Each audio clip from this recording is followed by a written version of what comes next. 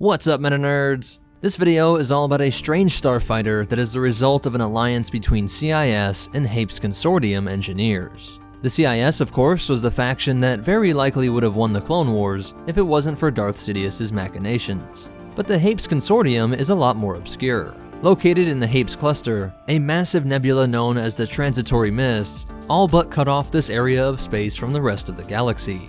Though that makes them sound like some backwater place that might not develop to the point of the galaxy at large, the Hapes Cluster is great for understanding a true sense of galactic scale. This area of space is thousands, if not millions of times larger than our solar system, actually containing 63 different solar systems, and at least 119 Alderaan-like worlds along these spiraling arms. To the Hapens, this vast system had more locations and subcultures than one could ever hope to experience, and even the shape made it like its own little galaxy. You can see these two routes were the only way in or out, and even these would be incredibly dangerous. This is exactly why some separatist engineers decided to flee to the Hapen cluster when the Sith hit the fan.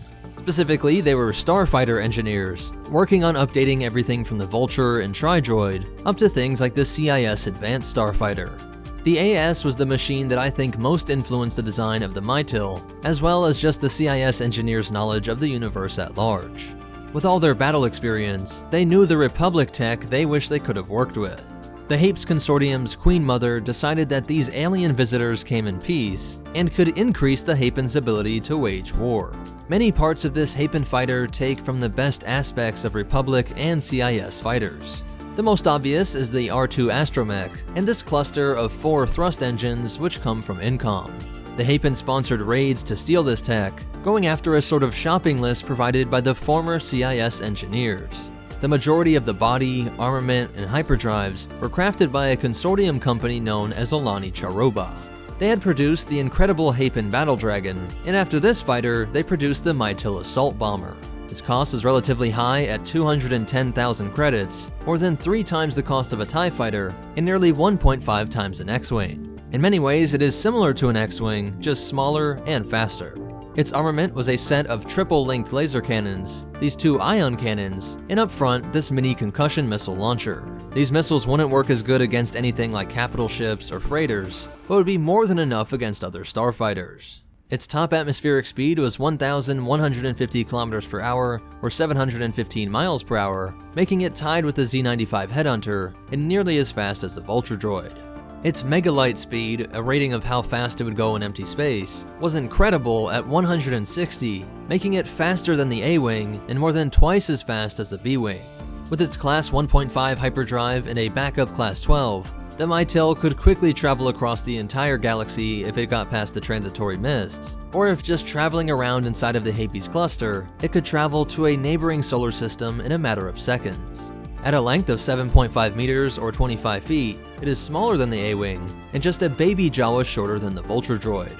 Being 7.2 meters or 24 feet wide, it was only a third of the width of the ARC-170. And at 1.29 meters or 4 feet tall, it was only half the height of a Wookiee and shorter than the Vulture droid.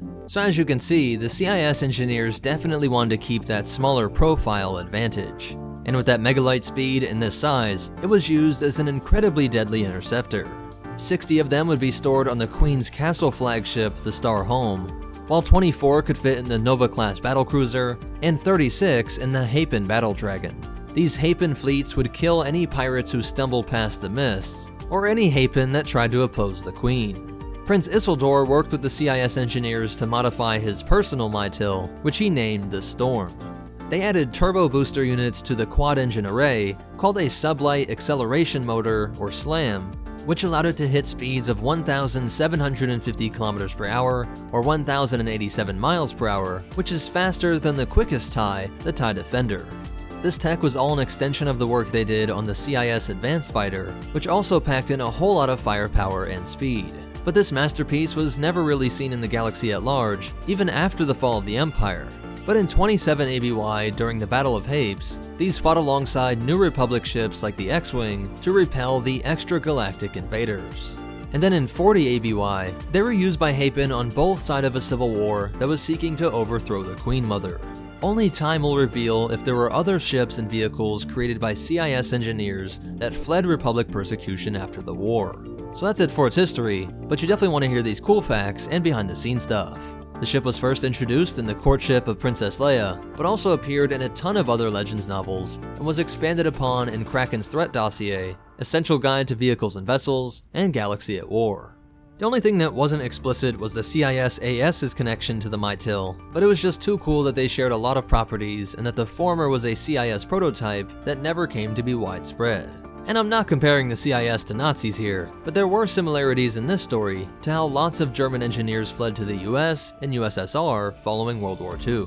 Definitely let me know if you think this ship is a great interceptor down in the comments below. But that's it for the Miytil Starfighter. If you want to connect with us, help support this channel, or get your own copies of the reference material used to make this video, be sure to check out the links in the description. Special shout out to our supporters over on Patreon, but most important of all, remember, you never know what those nebulas are hiding, and the Force will be with you, always.